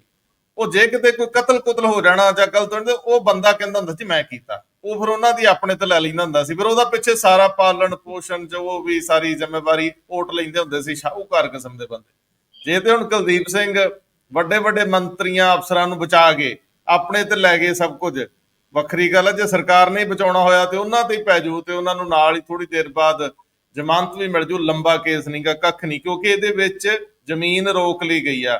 ਗੱਲ ਤੇ ਅਨੈਤਿਕ ਤਰੀਕੇ ਨਾਲ ਸੋਮਾ ਖਾ ਕੇ ਗਲਤ ਫੈਸਲੇ ਲੈਣ ਦਾ, ਗੱਲ ਹੋਰ ਕੋਈ ਨਹੀਂ। ਮਾਮਲਾ ਏਡਾ ਵੱਡਾ ਨਹੀਂ, ਛੇਤੀ ਇਸ ਵਿੱਚੋਂ ਬਾਹਰ ਚਲੇ ਜਾਊਗਾ ਇੰਜ ਲੱਗਦਾ। ਮੈਂ ਭਾਸਕਰ ਸਾਹਿਬ ਬਹੁਤ ਕਾਲੀ ਚੋਣਾ ਪਾਵਾਂਗੇ ਗੱਠਜੋੜ ਨੂੰ ਲੈ ਕੇ। ਜਿਹੜੀਆਂ ਕਨਸੋਵਾਂ ਸੀ, ਦੋ ਵਿਅਕਤੀ, ਇੱਕ ਕੇਜਰੀਵਾਲ ਦੇ ਨੇੜਲਾ ਔਰ ਦੂਜਾ ਸੋਨੀਆ ਗਾਂਧੀ, ਰਾਹੁਲ ਗਾਂਧੀ, ਮਲਕਰਜਨ ਖੜਗੇ ਤੇ ਵੇਨੂਗੋਪਾਲ ਦੇ ਬਹੁਤ ਨੇੜ, ਜਿਹੜਾ ਦਰਵਾਜ਼ਾ ਖੋਲ ਕੇ ਅੰਦਰ ਵੜਨ ਵਾਲਾ ਪੰਜਾਬ ਦਾ ਕਾਂਗਰਸੀ। ਬਕੌਲ ਦੋਨਾਂ ਦੇ ਪੰਜਾਬ ਦੇ ਵਿੱਚ ਗੱਠਜੋੜ ਨਹੀਂ ਹੋ ਰਿਹਾ ਕਿਉਂਕਿ ਬੀਜੇਪੀ ਏਡੀ ਤਗੜੀ ਨਹੀਂ। ਇਹ ਨੈਸ਼ਨਲ ਲੈਵਲ ਦੇ ਉੱਤੇ ਵਿਚਾਰਿਆ ਗਿਆ ਕਿ ਜਿੱਥੇ ਜਿੱਥੇ ਬੀਜੇਪੀ ਬਹੁਤ ਤਗੜੀ ਉੱਥੇ ਰਲ ਕੇ ਲੜੋ ਤਾਂ ਕਿ ਉਹਨੂੰ ਮੁਕਾਬਲਾ ਦਿੱਤਾ ਜਾ ਸਕੇ, ਤੇ ਜਿੱਥੇ ਉਹ ਨਹੀਂ ਤਗੜੀ ਉੱਥੇ ਆਪਸ ਵਿੱਚ ਵੀ ਲੜਨ ਦੀ ਲੋੜ ਆ। ਤਾਂ ਘੱਟੋ ਘੱਟ ਪਰਸੈਪਸ਼ਨ ਇਹ ਨਾ ਬਣ ਦਿਓ। ਸੋ ਇਹ ਸਵਾਲ ਨੂੰ ਅੱਗੇ ਵਧਾ ਦਿਓ। ਜਿਸ ਤਰੀਕੇ ਨਾਲ ਇਹ ਇੰਡੀਆ ਅਲਾਈਅੰਸ ਬਣਨ ਤੋਂ ਬਾਅਦ ਸੀਟ ਸ਼ੇਅਰਿੰਗ ਦੇ ਉੱਤੇ ਇਹ 26 ਪਾਰਟੀਆਂ ਦੇ ਵਿੱਚ ਪੇਚ ਫਸੇ ਹੋਏ ਨੇ। ਉਹਦੇ ਵਿੱਚੋਂ ਕਿਉਂਕਿ ਅਸੀਂ ਪੰਜਾਬ ਵਿੱਚ ਬੈਠੇ ਹਾਂ, ਪੰਜਾਬ ਦੇ ਵਿੱਚ ਪ੍ਰਤਾਪ ਸਿੰਘ ਬਾਜਵਾ ਲਗਾਤਾਰ ਹਰ ਜ਼ਿਲ੍ਹੇ ਦੇ ਵਿੱਚ ਜਾ ਕੇ ਇਹ ਗੱਲ ਕਹਿਣ ਦੀ ਕੋਸ਼ਿਸ਼ ਕਰਦੇ ਵੀ ਨਾ, ਇਹ ਸਾਡਾ ਇਹਨਾਂ ਦੇ ਨਾਲ ਕੋਈ ਲੈਣ ਦੇਣ ਨਹੀਂ। ਉਹਦੇ ਵਿੱਚ ਕੁਝ ਸੱਚਾਈ ਵੀ ਹੈ। ਹੁਣ ਅੰਦਰ ਤੋਂ ਜਿਹੜੀ ਗੱਲਾਂ ਨਿਕਲ ਕੇ ਆਈਆਂ, ਸਟ੍ਰੈਟਜੀ ਇਹ ਬਣਾਈ ਜਾ ਰਹੀ ਹੈ 31 ਤੇ 1 ਸਤੰਬਰ 31 ਅਗਸਤ ਤੇ 1 ਸਤੰਬਰ ਨੂੰ ਜਦ ਮੁੰਬਈ ਦੇ ਵਿੱਚ ਇੰਡੀਆ ਅਲਾਈਅੰਸ ਦੀ ਪਾਰਟੀਆਂ ਬੈਠਣਗੀਆਂ, ਉਹਨਾਂ ਦੀ ਲੀਡਰਸ਼ਿਪ ਬੈਠੇਗੀ, ਉਹਦੇ ਵਿੱਚ ਟੈਸਿਟ ਅੰਡਰਸਟੈਂਡਿੰਗ ਦੀ ਗੱਲ ਚੱਲ ਰਹੀ ਹੈ। ਔਰ ਇਹ ਟੈਸਿਟ ਅੰਡਰਸਟੈਂਡਿੰਗ ਇਹ ਵੇ ਕਿ ਜਿੱਥੇ ਜਿੱਥੇ ਬੀਜੇਪੀ ਮਜ਼ਬੂਤ ਹੈ ਉੱਥੇ ਅਲੱਗ ਤਰੀਕੇ ਦੀ ਰਣਨੀਤੀ, ਔਰ ਜਿੱਥੇ ਜਿੱਥੇ ਬੀਜੇਪੀ ਕਮਜ਼ੋਰ ਹੈ ਉੱਥੇ ਆਪਣੀ ਹੀ ਪਾਰਟੀਆਂ ਨੂੰ ਇੱਕ ਤਰੀਕੇ ਨਾਲ ਬਿਨਾਂ ਕਿਸੇ ਸੀਟ ਸ਼ੇਅਰਿੰਗ ਜਾਂ ਐਡਜਸਟਮੈਂਟ ਦੇ ਇਲੈਕਸ਼ਨ ਲੜਨ ਦੀ ਗੱਲ ਚੱਲੀ ਹੈ। ਔਰ ਪੰਜਾਬ ਵੀ ਉਹਨਾਂ ਵਿੱਚੋਂ ਇੱਕ ਸੂਬਾ ਹੈ। ਇੱਥੇ ਬੀਜੇਪੀ ਦਾ ਬਹੁਤਾ ਆਧਾਰ ਨਹੀਂ ਹੈ। ਜੇ ਕਾਂਗਰਸ ਅਲਾਈਅੰਸ ਦੇ ਵਿੱਚ ਇਲੈਕਸ਼ਨ ਲੜਦੀ ਹੈ ਤੇ ਉਹਨੂੰ ਕਾਂਗਰਸ ਨੂੰ ਵੀ ਨੁਕਸਾਨ ਹੋਏਗਾ ਤੇ ਆਮ ਆਦਮੀ ਪਾਰਟੀ ਨੂੰ ਵੀ ਨੁਕਸਾਨ ਹੋ ਸਕਦਾ ਹੈ। ਇਸ ਆਧਾਰ ਦੇ ਉੱਤੇ ਸ਼ਾਇਦ ਜਿਹੜੀ ਬਾਜਵਾ ਸਾਹਿਬ ਬਾਰ-ਬਾਰ ਕਹਿ ਰਹੇ ਨੇ ਉਹ ਗੱਲ ਸਹੀ ਹੋ ਸਕਦੀ ਹੈ। ਪੰਜਾਬ ਦੇ ਵਿੱਚ ਕਿਸੇ ਵੀ ਤਰੀਕੇ ਦਾ ਅਲਾਈਅੰਸ ਦੋਨੋਂ ਪਾਰਟੀਆਂ ਦੇ ਵਿੱਚ ਖਾਸ ਕਰਕੇ ਸੀਟ ਸ਼ੇਅਰਿੰਗ ਦੇ ਉੱਤੇ ਨਹੀਂ ਹੋਏਗਾ, ਔਰ ਬਾਅਦ ਚ ਜੋ ਵੀ ਪਾਰਟੀ ਜਿੱਤੇਗੀ ਉਹ ਪੈਣੀ ਤੇ ਇੰਡੀਆ ਦੇ ਖਾਤੇ 'ਚ ਹੀ ਹੈ। ਇਹ ਵੀ ਇੱਕ ਸਟ੍ਰੈਟਜੀ ਤੋਂ ਰਾਹੀਂ ਅੱਗੇ ਵਧਣ ਦੀ ਕੋਸ਼ਿਸ਼ ਹੁਣ ਇੰਡੀਆ ਅਲਾਈਅੰਸ ਪਾਰਟਨਰ ਕਰ ਰਹੇ ਨੇ। ਇੰਦਰਪ੍ਰੀਤ ਜੀ, ਇਹ ਗੱਲ ਕੇਜਰੀਵਾਲ ਦੀ ਸਹਿਮਤੀ ਨਾਲ ਅੱਗੇ ਵੱਧ ਚੁੱਕੀ ਆ ਕਿ 13 ਸੀਟਾਂ ਤੇ ਰਾਦਰ 14 ਸੀਟਾਂ ਤੇ ਬਿਹਤਰ ਕੈਂਡੀਡੇਟਸ ਦੀ ਭਾਲ ਸ਼ੁਰੂ ਕਰੋ ਔਰ ਇਹਨਾਂ ਹਲਕਿਆਂ ਦੇ ਵਿੱਚ ਇਲੈਕਸ਼ਨ ਦੇ ਨਜ਼ਰੀਏ ਤੋਂ ਕੈਂਪੇਨ ਸ਼ੁਰੂ ਕਰੋ, ਕੰਮ ਸ਼ੁਰੂ ਕਰੋ। ਪਾਰਟੀ ਸੰਗਠਨ ਨੂੰ ਇਸ ਤਰ੍ਹਾਂ ਦੀਆਂ ਹਦਾਇਤਾਂ ਜਾਰੀ ਹੋਈਆਂ ਅੰਦਰ ਖਾਤੇ ਕਿ ਕਿਸੇ ਤਰ੍ਹਾਂ ਦਾ ਗੱਠਜੋੜ ਕਰਨ ਦੀ ਕੋਈ ਸੰਭਾਵਨਾ ਨਹੀਂ ਆ। ਇਹ ਸੀਟ ਸ਼ੇਅਰਿੰਗ ਦਾ ਕੋਈ ਇੱਥੇ ਰੌਲਾ ਨਹੀਂਗਾ। ਅਸੀਂ ਆਪਣੀ ਲੜਨੀ ਆ, ਉਹ ਆਪਣੀ ਲੜਨਗੇ, ਬਾਕੀ ਜਿਹੜਾ ਕੋਈ ਜਿੱਤ ਕੇ ਆ ਜਾਂਦਾ ਫਿਰ ਅੱਗੇ ਕੀ ਸਥਿਤੀ ਬਣਦੀ ਆ। ਪਰ ਇਹਦੇ 'ਚ ਜਿੱਥੇ ਬੀਜੇਪੀ ਨੂੰ ਕਮਜ਼ੋਰ ਅੰਕਿਆ ਜਾ ਰਿਹਾ, ਕੱਲ ਜਾਖੜ ਸਾਹਿਬ ਦੀ ਸਿਹਤ ਤਾਂ ਭਾਵੇਂ ਥੋੜੀ ਜਿਹੀ ਢਿੱਲੀ ਮੱਠੀ ਹੋ ਗਈ ਪਰ ਉਹਨਾਂ ਕਾਂਗਰਸ ਦੀ ਸਿਹਤ ਵੀ ਪੂਰੀ ਤਰ੍ਹਾਂ ਵਿਗਾੜਤੀ ਆ। ਮੈਨੂੰ ਗੱਲ ਜ਼ਰੂਰ ਦੱਸਿਓ ਵੀ ਬੀਜੇਪੀ ਨੂੰ ਇੰਨਾ ਅੰਡਰ ਐਸਟੀਮੇਟ ਇਸ ਵੇਲੇ ਕੀਤਾ ਜਾ ਸਕਦਾ ਪੰਜਾਬ ਦੇ ਵਿੱਚ? ਹਾਲਾਂਕਿ ਪੇਂਡੂ ਏਰੀਆਸ ਦੇ ਵਿੱਚ ਉਹਨਾਂ ਦੀ ਧਾਂਕ ਬਣਦੀ ਨਹੀਂ ਤੇ ਵੱਡੀ ਗੱਲ ਨਹੀਂ ਕਿ ਉਹ ਅਕਾਲੀਆਂ ਨਾਲ ਕੱਲ ਨੂੰ ਸਮਝੌਤਾ ਕਰ ਜਾਣ। ਲੜਾਈ ਤਾਂ ਗਹਿ ਗੱਚ ਹੋ ਸਕਦੀ ਹੈ ਨਾ ਜੀ, ਕੀ ਕਹਿੰਦੇ ਹੋ? ਕਿਉਂਕਿ ਵਰਗੀਕਰਨ ਤੇ ਧਰੁਵੀਕਰਨ ਦੀ ਰਾਜਨੀਤੀ ਦਿਸ ਰਹੀ ਆ। ਮੇਰੇ ਖਿਆਲ ਪੂਰੀ ਦੀ ਪੂਰੀ ਉਹ ਇੱਕ ਨਗਰ ਕੌਂਸਲ ਹੀ ਲੈ ਗਏ ਉਡਾ ਕੇ ਕੱਲ। ਨਗਰ ਕੌਂਸਲ ਨਹੀਂ ਜੀ, ਨਗਰ ਨਿਗਮ ਹੈ। ਨਗਰ ਨਿਗਮ ਉਡਾ। ਅੱਛਾ, ਓਕੇ। ਦੇਖੋ ਇਹ ਬੜੀ ਦਿਲਚਸਪ ਸੀਗੀ ਚੀਜ਼ ਉਹ ਇਸ ਪੱਖੋਂ ਕਿ ਅਦਰਵਾਈਜ਼ ਆਪਾਂ ਜਦੋਂ ਇਹ ਗੱਲਾਂ ਕਰਦੇ ਹਾਂ ਨਾ ਕਿ ਕੋਈ ਵੀ ਪਾਰਟੀ ਜਦੋਂ ਸੱਤਾ 'ਚ ਆ ਜਾਂਦੀ ਹੈ, ਸੱਤਾ ਜ਼ਰੂਰ ਪਾਰਟੀ ਕੋਲੇ ਵਿਰੋਧੀ ਧਿਰਾਂ ਚਲੀਆਂ ਜਾਂਦੀਆਂ ਨੇ, ਇਹ ਆਮ ਤੌਰ ਤੇ ਦੇਖਣ ਨੂੰ ਮਿਲ ਜਾਂਦਾ ਹੈ। ਪਰ ਇਹ ਪਹਿਲੀ ਵਾਰ ਹੈ ਵੀ ਜਿਸ ਪਾਰਟੀ ਨੂੰ ਅਸੀਂ ਸਭ ਤੋਂ ਕਮਜ਼ੋਰ ਕੜੀ ਮੰਨ ਰਹੇ ਹਾਂ ਵੀ ਜੀ ਇਹ ਤਾਂ ਸਭ ਤੋਂ ਥੱਲੜੀ ਹੈ, ਵੀ ਇਹ ਚੌਥੇ ਨੰਬਰ ਵਾਲੀ ਪਾਰਟੀ ਹੈ, ਉਸ ਪਾਰਟੀ ਕੋਲੇ ਸਾਰੇ ਦੇ ਸਾਰੇ ਚਲੇ ਜਾਣ। ਉਹ ਵੀ ਜਿਹੜਾ ਕਾਂਗਰਸ ਦਾ ਗੜ ਹੈ, ਮਤਲਬ ਅਬੋਹਰ ਸ਼ਹਿਰ ਜਿਹੜਾ ਹੈ ਉਹ ਹਮੇਸ਼ਾ ਤੋਂ ਹੀ ਗੜ ਰਿਹਾ ਹੈ। ਪਿਛਲੇ ਜੇ ਆਪਾਂ 10 ਵਿਧਾਨ ਸਭਾ ਦੇ ਇਲੈਕਸ਼ਨ ਗਿਣੇ ਜਾਣ ਤਾਂ 8 ਵਾਰੀ ਤਾਂ ਕੱਲੀ ਕਾਂਗਰਸ ਜਿੱਤੀ ਹੈ ਔਰ ਉਹਨਾਂ ਚੋਂ ਜਾਖੜ ਪਰਿਵਾਰ ਹੀ ਜਿੱਤਿਆ। 2 ਕੁ ਵਾਰੀ ਮਤਲਬ ਜਿਹੜਾ ਹੈਗਾ ਉਹ ਬੀਜੇਪੀ ਕੋਲੇ ਜਾਂ ਜਨਸੰਘ ਕੋਲੇ ਸੀਟ ਆਈ ਹੈ, ਅਦਰਵਾਈਜ਼ ਤਾਂ ਇਹ ਕਦੇ ਸੀਟ ਆਂਦੀ ਹੀ ਨਹੀਂ ਹੈ। ਸੋ ਤੁਸੀਂ ਦੇਖੋ ਉਹ ਵਾਲੀ ਪਾਰਟੀ ਅੱਜ ਪੂਰੀ ਦੀ ਪੂਰੀ 49 ਜਿਹੜੇ ਮੈਂਬਰ ਹੈਗੇ ਨੇ ਪਾਰਸ਼ਦ ਨੇ ਉਹ ਸਾਰੇ ਦੇ ਸਾਰੇ ਲੈ ਗਏ। ਸੋ ਮੈਨੂੰ ਲੱਗਦਾ ਹੈ ਕਿ ਇਹਦਾ ਅਸਰ ਜ਼ਰੂਰ ਜਿਹੜੀਆਂ ਵੀ ਹਿੰਦੂ ਮਾਈਂਡਡ ਸ਼ਹਿਰ ਨੇ ਉਹਨਾਂ ਦੇ ਵਿੱਚ ਜ਼ਰੂਰ ਹੋਏਗਾ ਇਹਦਾ, ਕਿਉਂਕਿ ਅਸੀਂ ਜਦੋਂ ਪੰਜਾਬੀਆਂ ਦੇ ਇੱਕ ਉਹ ਹੈ ਕਿ ਬਹੁਤ ਨਵੀਂ ਚੀਜ਼ ਬਹੁਤ ਜਲਦੀ ਟਰਾਈ ਕਰਦੇ ਆ। ਸੋ ਉਹਨਾਂ ਨੇ ਜਿਵੇਂ ਆਮ ਆਦਮੀ ਨੂੰ ਪਾਰਟੀ ਨੂੰ ਟਰਾਈ ਕੀਤਾ, 92 ਸੀਟਾਂ ਦਿੱਤੀਆਂ, ਪਰ ਅੱਜ ਹੁਣ ਉਹ ਉਸ ਤਰ੍ਹਾਂ ਦੀ ਗੱਲ ਦੇ ਉੱਤੇ ਨਹੀਂ ਹੈ ਵੀ ਹਾਂ ਵੀ ਅਸੀਂ ਆਮ ਆਦਮੀ ਪਾਰਟੀ ਨਾਲ ਹੀ ਖੜੇ ਰਹਿਣਾ ਹੈ। ਇਸ ਤਰ੍ਹਾਂ ਦਾ ਨਹੀਂ ਹੈ। ਕੁਝ ਤਾਂ ਆਪਣੇ ਵਾਪਸ ਜਿਹੜੀਆਂ ਪਾਰਟੀਆਂ ਤੋਂ ਆਏ ਸੀ ਉਹ ਚਲੇ ਜਾਣਗੇ, ਕੁਝ ਇਹਨਾਂ ਕੋਲੇ ਰਹਿ ਜਾਣਗੇ, ਲੇਕਿਨ ਜ਼ਿਆਦਾ ਇਸ ਟਾਈਮ ਜਦੋਂ ਇਹ ਵਾਲੀ ਜਿਹੜੀ ਡਿਵੈਲਪਮੈਂਟ ਹੋਈ ਹੈ ਉਸ ਤੋਂ ਮੈਨੂੰ ਇਹ ਲੱਗਦਾ ਕਿ ਜਿਹੜੇ ਹੋਰ ਕਾਰਪੋਰੇਸ਼ਨਸ ਹੈਗੀਆਂ ਨੇ ਉਹਨਾਂ ਤੇ ਵੀ ਜਿਹੜਾ ਹੈਗਾ ਉਹ ਬੀਜੇਪੀ ਵੱਲ ਜਾਣ ਦਾ ਇੱਕ ਸੰਭਾਵਨਾ ਬਣਨ ਲੱਗ ਗਈ ਹੈ। ਅਜੇ ਬਹੁਤ ਸਾਰੀਆਂ ਸੀਟਾਂ ਤੇ ਤੁਸੀਂ ਦੇਖਿਓ ਕਾਂਗਰਸ ਨੂੰ ਹੋਰ ਬੜਾ ਡੈਂਟ ਪਏਗਾ, ਜਿੱਥੇ ਜਿੱਥੇ ਉਹਨਾਂ ਦੇ ਹਿੰਦੂ MLA ਹੈਗੇ ਸੀ ਜਾਂ ਜਿਨ੍ਹਾਂ ਨੇ ਇਲੈਕਸ਼ਨ ਲੜੀ ਹੈ ਉਹ ਵੀ ਬਹੁਤ ਜਲਦੀ ਇਹ ਮਤਲਬ ਬੀਜੇਪੀ ਜਾਣਗੇ। ਜਿਵੇਂ ਆਪਾਂ ਪਹਿਲਾਂ ਇਸ ਤੋਂ ਅਸ਼ਵਨੀ ਸੇਖੜੀ ਹੋਰਾਂ ਦਾ ਦੇਖ ਹੀ ਲਿਆ, ਮਤਲਬ ਉਹ ਗਏ ਹੈ। ਹੋਰ ਵੀ ਬਹੁਤ ਸਾਰੇ ਦੇ ਚੱਲ ਰਹੀ ਹੈ ਕਿਉਂਕਿ ਅਜੇ ਪੱਕੀ ਨਹੀਂ ਹੋਈ ਹੈ, ਤਾਂ ਇਸ ਕਰਕੇ ਅਸੀਂ ਵੀ ਇਸ ਪ੍ਰੋਗਰਾਮ 'ਚ ਜ਼ਰੂਰ ਕੱਚੀ ਗੱਲ ਕੋਈ ਨਹੀਂ ਕਰਾਂਗੇ। ਜਦ ਤੱਕ ਕੋਈ ਚੀਜ਼ ਪੱਕ ਨਹੀਂ ਆਉਂਦੀ ਤਾਂ ਹੀ ਦੱਸਣ ਦਾ ਕੋਈ ਫਾਇਦਾ ਹੁੰਦਾ। ਸੋ ਮੈਂ ਇਹ ਕਹਿ ਰਿਹਾ ਵੀ ਬਹੁਤ ਸਾਰੀਆਂ ਹਜੇ ਵੀ ਹੈਗੀਆਂ ਨੇ ਇਹ ਜਿਹੇ ਲੋਕ ਜਿਹੜੇ ਜਾਣੇ। ਤਾਂ ਮੈਨੂੰ ਇਹ ਲੱਗਦਾ ਕਿ ਜਦੋਂ ਆਪਾਂ ਅੰਡਰ ਐਸਟੀਮੇਟ ਕਰਦੇ ਹਾਂ ਬੀਜੇਪੀ ਨੂੰ ਤਾਂ ਇਹਨਾਂ ਚੀਜ਼ਾਂ ਕਰਕੇ ਥੋੜਾ ਜਿਹਾ ਤਾਂ ਉਹ ਉੱਪਰ ਅਪਰ ਸਾਈਡ ਤੇ ਆਣਗੇ। ਹੁਣ ਰਹੀ ਜਿਹੜੀਆਂ ਪੇਂਡੂ ਸੀਟਾਂ ਨੇ ਉਹਨਾਂ ਦਾ ਕੀ ਹੋਊਗਾ? ਪੇਂਡੂ ਸੀਟਾਂ 'ਚ ਠੀਕ ਹੈ ਤੁਹਾਡੀ ਗੱਲ ਕਿ ਹਜੇ ਚੱਲ ਰਿਹਾ, ਜੇ ਕਾਂਗਰਸ ਤੇ ਆਮ ਆਦਮੀ ਪਾਰਟੀ 'ਚ ਜਿਹੜਾ ਹੈਗਾ ਉਹ ਇਸ ਤਰ੍ਹਾਂ ਦਾ ਸਮਝੌਤਾ ਹੋ ਸਕਦਾ ਹੈ, ਤਾਂ ਫਿਰ ਅਕਾਲੀ ਬੀਜੇਪੀ ਨੂੰ ਤਾਂ ਕਰਨ ਲਈ ਕੋਈ ਜ਼ਿਆਦਾ ਔਖ ਹੈ ਹੀ ਨਹੀਂ ਹੈ। ਚਾਹੇ ਉਹਨਾਂ ਨੂੰ ਵੀ ਅਕਾਲੀ ਦਲ ਨੂੰ ਆਪਣੇ ਕੋਲੋਂ ਹੀ ਇੱਕ ਅੱਧ ਸੀਟ ਜਿਹੜੀ ਹੈ ਉਹ ਬੀਐਸਪੀ ਨੂੰ ਕਿਉਂ ਨਾ ਦੇਣੀ ਪਵੇ, ਮੈਨੂੰ ਲੱਗਦਾ ਅਕਾਲੀ ਦਲ ਕਰ ਲੇਗਾ ਐਂਡ ਜੇ ਤੇ ਜਾ ਕੇ। ਪਰ ਜਿਹੜੀ ਗੱਲ ਤੁਸੀਂ ਕੀਤੀ ਹੈ ਆਮ ਆਦਮੀ ਪਾਰਟੀ ਤੇ ਕਾਂਗਰਸ ਵਾਲੀ, ਵੀ ਜਿੱਥੇ ਤਾਂ ਬੀਜੇਪੀ ਕਮਜ਼ੋਰ ਹੈ ਉੱਥੇ ਤਾਂ ਆਪਣਾ ਆਪਣਾ ਲੜ ਲਓ, ਜਿੱਥੇ ਬੀਜੇਪੀ ਮਜ਼ਬੂਤ ਹੈ ਉੱਥੇ ਮਿਲ ਕੇ ਲੜ ਲਓ। ਮੈਂ ਇੱਕ ਇਹਦੇ 'ਚ ਸਿਰਫ ਇੰਨੀ ਕੀ ਗੱਲ ਕਰਨਾ ਚਾਹੁੰਦਾ ਰੰਧਾਵਾ ਸਾਹਿਬ, ਇਹਦੇ 'ਚ ਦੇਖੋ ਮੈਨੂੰ ਲੱਗਦਾ ਹੈ ਵੀ ਅਗਰ ਅਸੀਂ ਪੰਜਾਬ, ਦਿੱਲੀ, ਥੋੜਾ ਬਹੁਤ ਹੁਣ ਜੇ ਗੁਜਰਾਤ ਨੂੰ ਛੱਡ ਦਈਏ ਤਾਂ ਹਜੇ ਇਸ ਤੋਂ ਇਲਾਵਾ ਤਾਂ ਆਮ ਆਦਮੀ ਪਾਰਟੀ ਕਿਤੇ ਨਜ਼ਰ ਵੀ ਨਹੀਂ ਆਉਂਦੀ ਹੈ। ਤਾਂ ਫਿਰ ਉਹਨੇ ਕਾਂਗਰਸ ਨੇ ਉਹਨਾਂ ਨਾਲ ਸਮਝੌਤਾ ਕਰਕੇ ਕਰਨਾ ਵੀ ਕੀ ਹੈ? ਸੋ ਇਹ ਇਦਾਂ ਦੀਆਂ ਵੀ ਚੀਜ਼ਾਂ ਮਤਲਬ ਆਣਗੀਆਂ। ਦੇਖੋ ਜਿੱਥੇ ਸਮਝੌਤੇ ਤਾਂ ਉੱਥੇ ਹੀ ਹੋ ਸਕਦੇ ਨੇ ਜਿੱਥੇ ਤੁਸੀਂ ਤੁਹਾਡੇ ਕੋਲ ਵੀ ਕੁਝ ਹੈ। ਜੇ ਤੁਹਾਡੇ ਕੋਲ ਕੁਝ ਹੈ ਹੀ ਨਹੀਂ ਹੈ, ਮੰਨ ਲਓ ਕਰਨਾਟਕ ਹੈ ਜਾਂ ਰਾਜਸਥਾਨ ਹੈ ਜਿੱਥੇ ਤੁਹਾਡੇ ਕੋਲ ਕੁਝ ਹੈ ਹੀ ਨਹੀਂ ਹੈ, ਤਾਂ ਉੱਥੇ ਇਹਨਾਂ ਨਾਲ ਸਮਝੌਤਾ ਕਰਨ ਦਾ ਵੀ ਮੈਨੂੰ ਲੱਗਦਾ ਕੋਈ ਫਾਇਦਾ ਨਹੀਂ ਹੋਏਗਾ। ਤੁਸੀਂ ਠੀਕ ਕਹਿ ਰਹੇ ਹੋ। ਵੈਸੇ ਤੁਸੀਂ ਪਹਿਲੀ ਗੱਲ ਜਿਹੜੀ ਕੀਤੀ ਮੈਂ ਉਹਦੇ 'ਚ ਇੱਕ ਇਜ਼ਾਫਾ ਕਰ ਦਿਆਂ, ਕਾਂਗਰਸੀਆਂ ਲਈ ਜਾਖੜ ਕੋਈ ਓਪਰੇ ਨਹੀਂ ਗਏ, ਔਰ ਕਾਂਗਰਸੀ ਕਿਹੜੇ ਨਾਲ ਉਹਨਾਂ ਦੀ ਗੱਲ ਚੱਲ ਰਹੀ ਹੋਊਗੀ, ਕਿਉਂਕਿ ਜਦੋਂ ਪ੍ਰਧਾਨ ਸੀ ਹਰੇਕ ਕਾਂਗਰਸੀ ਨਾਲ ਉਹਨਾਂ ਦਾ ਸਿੱਧਾ ਰਾਬਤਾ ਸੀ। ਕਿਸੇ ਨਾਲ ਹੋ ਸਕਦਾ ਬੜਿੰਗ ਤੜਿੰਗ ਵੀ ਹੋਵੇ ਉਧਰਲੇ ਬੰਨੇ, ਪਰ ਉਹ ਤਾਂ ਪਹਿਲਾਂ ਹੀ ਸਾਰੇ ਨਾਲ ਆ ਗਏ ਆ। ਤੇ ਮੈਨੂੰ ਲੱਗਦਾ ਵੀ ਬਾਕੀ ਹੁਣ ਸਾਰੇ ਪੰਜਾਬ ਦੇ ਵਿੱਚ ਜੇ ਕੱਲ ਨੂੰ ਵੱਡੀ ਗੱਲ ਨਹੀਂ ਵੀ ਲੜਾਈ ਬੀਜੇਪੀ ਤੇ ਆਮ ਆਦਮੀ ਪਾਰਟੀ 'ਚ ਬਣ ਜੇ, ਕੋਈ ਵੱਡੀ ਗੱਲ ਨਹੀਂ ਕਿ ਲੜਾਈ ਬੀਜੇਪੀ ਤੇ ਆਮ ਆਦਮੀ ਪਾਰਟੀ 'ਚ ਬਣ ਜੇ ਔਰ ਕਾਂਗਰਸ ਗੈਰ ਪ੍ਰਸੰਗਕ ਹੋ ਜੇ, ਤੇ ਜੇਕਰ ਅਕਾਲੀ ਦਲ ਨਾਲ ਸਮਝੌਤਾ ਨਹੀਂ ਹੋਇਆ, ਇਹ ਦੋਵੇਂ ਰਵਾਇਤੀ ਪਾਰਟੀਆਂ ਜਿਹੜੀਆਂ ਉੱਤਰ ਕਾਟੋ ਮੈਂ ਜਿਹੜਾ ਚਾਹੁੰਦੀਆਂ ਹੁੰਦੀਆਂ ਸੀ ਵੀ ਇੱਕ ਵਾਰੀ ਤੂੰ ਤੇ ਇੱਕ ਵਾਰੀ ਮੈਂ, ਦੋਵੇਂ ਗੈਰ ਪ੍ਰਸੰਗਕ ਹੋ ਜਾਣ, ਇਰਰੈਲੇਵੈਂਟ ਹੋ ਜਾਣ। ਇਹ ਸਵਾਲ ਵੀ ਵੱਡੇ ਆ। ਪਰ ਮੈਂ ਭਾਸਕਰ ਸਾਹਿਬ ਜਾਣਾ ਚਾਹੂੰਗਾ ਵਿਜੀਲੈਂਸ ਦੇ ਉੱਤੇ, ਮਾਮਲੇ ਕਾਫੀ ਅਹਿਮ ਨੇ। ਤੁਹਾਡੇ ਸ਼ਹਿਰ ਦੇ ਵਿੱਚ ਵੀ ਸਰਗਰਮੀ ਆ। ਡਾਕਟਰ ਬਰਜਿੰਦਰ ਸਿੰਘ ਹਮਦਰਦ, ਪ੍ਰਬੰਧਕੀ ਸੰਪਾਦਕ ਅਜੀਤ ਪ੍ਰਕਾਸ਼ਨ ਸਮੂਹ, ਉਹਨਾਂ ਨੂੰ ਅੱਜ ਤਲਬ ਕੀਤਾ ਗਿਆ। ਉਹਨਾਂ ਦੇ ਨਾਲ ਵਿਨੇ ਬਬਲਾਨੀ ਔਰ ਆਈਐਸ, ਉਹਨਾਂ ਦੇ ਨਾਲ 6 ਹੋਰ ਲੋਕ। ਕਾਫੀ ਕਰੂਸ਼ਲ ਪੰਜਾਬ ਦੇ ਵਿੱਚ ਇਹ ਮਾਮਲਾ ਹੈ, ਇਹਦੇ ਵਿੱਚ ਅੱਗੇ ਵਧਿਆ ਜਾ ਰਿਹਾ। ਅੱਜ ਕਿਸ ਤਰ੍ਹਾਂ ਦੀ ਸੰਭਾਵਨਾ ਦੇਖ ਰਹੇ ਹੋ? ਹਮਦਰਦ ਸਾਹਿਬ ਹਾਜ਼ਰ ਹੋਣਗੇ ਨਹੀਂ ਹੋਣਗੇ, ਉਹਨਾਂ ਦਾ ਵਕੀਲ ਜਾਊਗਾ, ਕਿਉਂਕਿ ਹਾਈ ਕੋਰਟ ਦੇ ਵਿੱਚ ਵੀ ਉਹਨਾਂ ਨੂੰ ਕੋਆਪਰੇਟ ਕਰਨ ਲਈ ਕਿਹਾ ਗਿਆ। ਵਿਜੀਲੈਂਸ ਨੂੰ ਵੀ ਕਿਹਾ ਗਿਆ ਸੀ ਵੀ ਕਾਰਨ ਦੱਸੇ ਬਿਨਾਂ ਬੇਮਤਲਬ ਕੁਝ ਨਹੀਂ ਕਰਨਾ। ਵਿਜੀਲੈਂਸ ਨੇ ਕਾਰਨ ਕਲੀਅਰ ਕਰਤੇ ਆ, ਭਾਵੇਂ ਉਹਨਾਂ ਨੇ ਅਧਿਕਾਰਤ ਤੌਰ ਤੇ ਨਹੀਂ ਕਿਹਾ, ਪਰ ਜਿਹੜੀ ਚੁਣ ਕੇ ਖਬਰ ਆਈ ਸੀ ਕਿ ਗੋਦਰੇਜ ਕੰਪਨੀ ਨੂੰ ਟੈਂਡਰ ਦਿੱਤੇ, ਉਹਨਾਂ ਨੇ 10 ਗੈਲਰੀਆਂ ਬਣਾਉਣੀਆਂ ਸੀ, 6 ਬਣਾਈਆਂ, 4 ਦਾ ਕੰਮ ਨਹੀਂ ਹੋਇਆ, ਅਧੂਰਾ ਸੀ ਅਜੇ, ਤੇ ਉਹਨਾਂ ਨੂੰ ਪੇਮੈਂਟ ਹੋ ਗਈ। ਅਜੇ ਬੁੱਤ ਲੱਗਣ ਵਾਲੇ ਸੀ, ਅਜੇ ਹੋਰ ਜਿਹੜੀਆਂ ਕੰਪਨੀਆਂ ਨਾਲ ਟੈਂਡਰ ਹੋਏ ਸੀ ਉਹਨਾਂ ਦੀ ਬਜਾਏ ਉਹ ਪੂਰੇ ਕੰਮ ਹੋਣ ਦੇ ਬਿਨਾਂ ਹੀ ਦੂਜੀਆਂ ਕੰਪਨੀਆਂ ਤੋਂ ਕੰਮ ਕਰਾ ਲਏ ਗਏ। ਇਹ ਗੈਰ ਟੈਂਡਰਾਂ ਤੋਂ ਕਰਾਏ ਗਏ ਕਿ ਟੈਂਡਰਾਂ ਨਾਲ ਕਰਾਏ ਗਏ?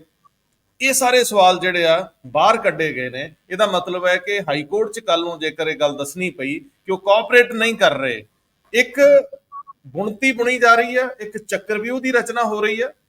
ਇਹ ਮੈਂ ਤੁਹਾਡੇ ਤੋਂ ਪੁੱਛਣਾ ਚਾਹੁੰਦਾ ਕਿਉਂਕਿ ਭਰਤਿੰਦਰ ਸਿੰਘ ਚਾਹਲ ਵਾਲਾ ਮਾਮਲਾ ਵੀ ਬੜਾ ਬੁਣਤੀਕਾਰਾਂ ਵਾਂਗ ਬੁਣਿਆ ਗਿਆ, ਕੀ ਕਹਿੰਦੇ? ਜਿੱਥੇ ਤੱਕ ਇਸ ਜੰਗੇ ਆਜ਼ਾਦੀ ਦੀ ਇਨਵੈਸਟੀਗੇਸ਼ਨ ਦਾ ਸਵਾਲ ਹੈ, ਇਹਦੇ ਉੱਤੇ ਕਈ ਸਵਾਲ ਵੀ ਉੱਠੇ, ਕਿਉਂਕਿ ਜਿਸ ਤੇਜ਼ੀ ਨਾਲ ਇਹ ਇਨਵੈਸਟੀਗੇਸ਼ਨ ਸ਼ੁਰੂ ਹੋਈ ਸੀ, ਵਿੱਚ ਜਦ ਬਰਜਿੰਦਰ ਸਿੰਘ ਹਮਦਰਦ ਨੂੰ 2 ਵਾਰ ਪਹਿਲੇ ਸੰਮਨ ਭੇਜ ਚੁੱਕੇ ਹੈ, ਉਹ ਨਹੀਂ ਆਏ, ਤੇ ਹੁਣ ਤੀਜੀ ਵਾਰ ਸੰਮਨ ਭੇਜਿਆ ਹੈ ਔਰ ਅੱਜ ਦਾ ਹੀ ਇਹ ਸੰਮਨ ਹੈ। ਅੱਜ ਉਹ ਆਉਂਦੇ ਹੈ ਜਾਂ ਨਹੀਂ ਆਉਂਦੇ ਹੈ ਉਹਦੇ ਉੱਤੇ ਵੀ ਇੱਕ ਡਾਊਟ ਹੈਗਾ।